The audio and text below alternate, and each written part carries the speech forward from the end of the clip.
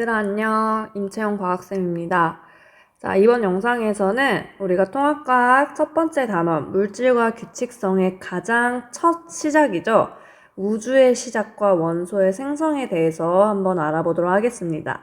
자, 이 단원의 시작은 우리가 원소가 만들어진 기원에서부터 집중을 하는데 바로 그게 어디냐? 현재까지 과학 이론으로 알려진 것은 우리가 빅뱅 대폭발로 인해서 지금 지구상 그리고 우주에 있는 원소들이 만들어졌다 이렇게 이야기를 하고 있습니다. 그래서 처음부터 여러분들이 빅뱅 혹은 이제 우주론에 대해서 간단하게 학습을 하고 그리고 나서 그로 인해 만들어진 여러 가지 수소나 헬륨 이런 원소들의 특징에 대해서 여러분들이 학습을 하시게 되는 겁니다. 자, 그렇다면 오늘 이 시간에는 우리가 우주의 시작 빅뱅 이론에 대해서 좀 구체적으로 살펴보고 빅뱅의 과정에서 어떻게 원소들이 만들어지게 됐는지를 한번 살펴보도록 하겠습니다. 자, 학습 목표는요. 우주 초기부터 진화를 거쳐 원소가 만들어진 과정을 설명할 수 있다. 이게 오늘 영상의 학습 목표가 되겠습니다. 자, 우리가 우주는 어디서 출발을 했고 그리고 현재 우주는 어떤 상태인지에 대해서 굉장히 오랜 시간 동안 과학자들이 여러 가지 논쟁들에 대해서 펼쳐왔습니다. 그래서 그거를 그냥 간단하게 한번 살펴볼게요. 자, 일단 여러분들이 잘 알고 계시는 뉴턴이라는 아저씨는요, 이렇게 주장을 했습니다. 우주의 시공간은 굉장히 무한하며 별은 우주 공간에 균일하게 분포하고 있다라고 생각을 했어요.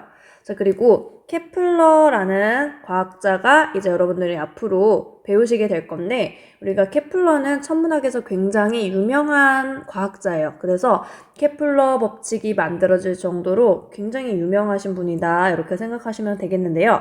이분은 우주는 유한한 크기를 가지고 있다라고 이야기를 했습니다. 그 크기가 한정이 되어 있다는 뜻이죠. 자, 그리고 여러분들이 또 잘 알고 있는 과학자 아인슈타인은요. 우주는 지금과 같이 계속해서 일정하게 유지되어 왔으며 그리고 그 크기를 일정하게 유지하기 위해서는 중력과 반대되는 에너지가 반드시 존재해야 된다라고 이야기를 했습니다.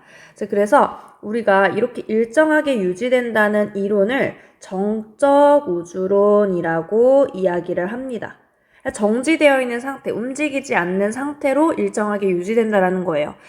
자, 근데 여러분들은 사실 우리는 만류인력의 법칙에 의해서 질량을 가지는 모든 물질들은 중력을 가진다라고 이야기를 했습니다. 그래서 우리가 지구 표면에 이렇게 서 있을 수 있는 이유는 지구가 우리를 끌어당기는 힘도 있지만 우리도 질량을 가지고 있기 때문에 굉장히 약한 힘이지만 우리도 지구를 이렇게 끌어당기고 있는 겁니다. 그리고 지구랑 달이 있으면 당연히 지구가 질량이 더 크니까 지구가 달을 끌어당기는 것처럼 보이지만 실제로는 달도 지구를 끌어당기고 있다라는 거 알고 계실 거예요. 자, 이런 식으로 우리가 질량을 가지는 모든 물질들은 안으로 끌어당기는 중력을 가지고 있는데 그렇다면 우주 공간에 있는 수많은 무거운 질량들을 가진 별도 있고 은하도 있고 굉장히 다양한 물질들이 있겠죠.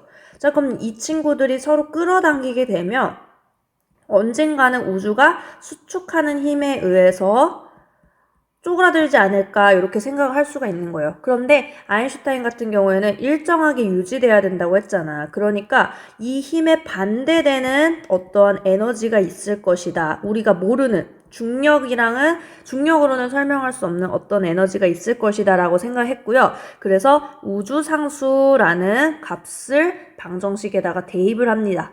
자, 그런데 나중에 아인슈타인은 이제 자신의 인생, 과학 인생에 있어서 가장 큰 실수를 꼽으라고 한다면 이 우주상수를 이야기를 합니다. 그러니까 내가 우주상수를 만든 것이 내 인생의 가장 큰 실수다라고 이야기를 하는 거죠. 자, 어쨌든 이런 여러 가지 논쟁들이 있었다라고 알고 계시면 되겠습니다. 자, 그런데 우리가 허블이라는 과학자가 이런 사실을 발견을 했습니다. 자, 우리 우주에 있는 여러 가지 외부 은하들에 대해서 관측을 하다가 어떤 사실을 알게 됐느냐?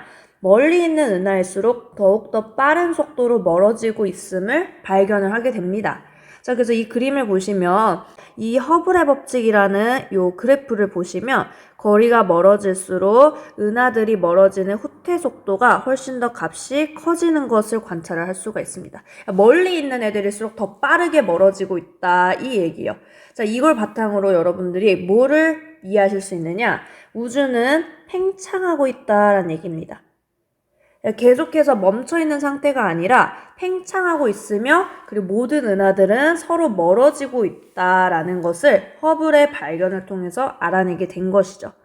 그래서 우리가 우주가 멀어지고 있다는 거는 반대로 어느 한쪽에서 시작을 한 거를 추측을 할 수가 있겠죠. 어느 한 점에서 시작을 했을 수도 있겠다, 이렇게 생각을 하게 되는 겁니다.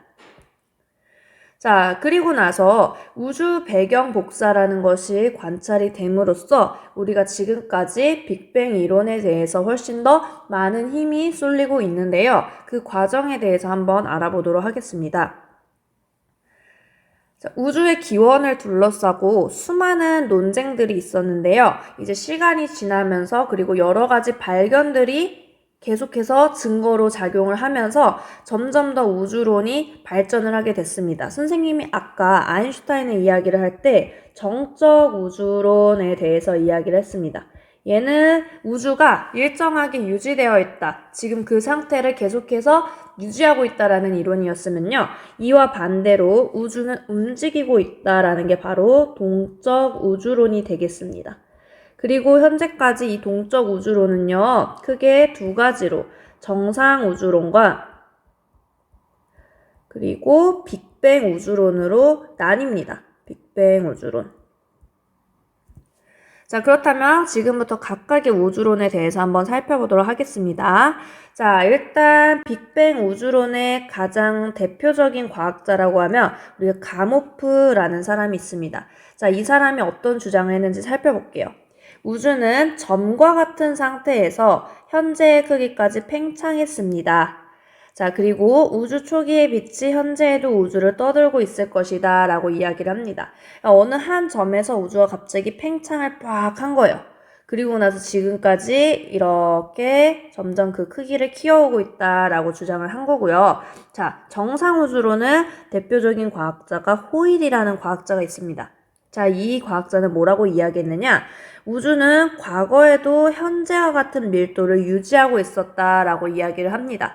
자, 그럼 정상우주론에서는 팽창을 하기는 해요. 자, 그런데 과거에도 이 밀도를 유지하고 있었다라는 얘기는, 그러니까 팽창을 하면 그만큼 그 안에 질량은 어떻게 되는 거예요? 커진다라는 얘기죠. 자, 요거를 그림으로 한번 볼게요, 우리가.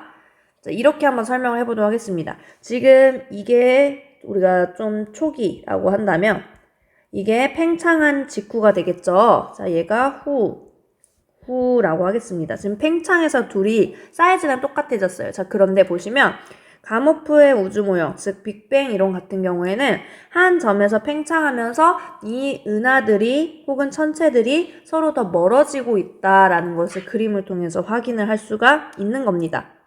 자, 그리고 여기에 더 이상 추가되는 것들이 없기 때문에 이 질량은 어때요? 일정한 거예요. 자, 그런데 호일이 말하는 정상 우주론은 어떤 이야기냐?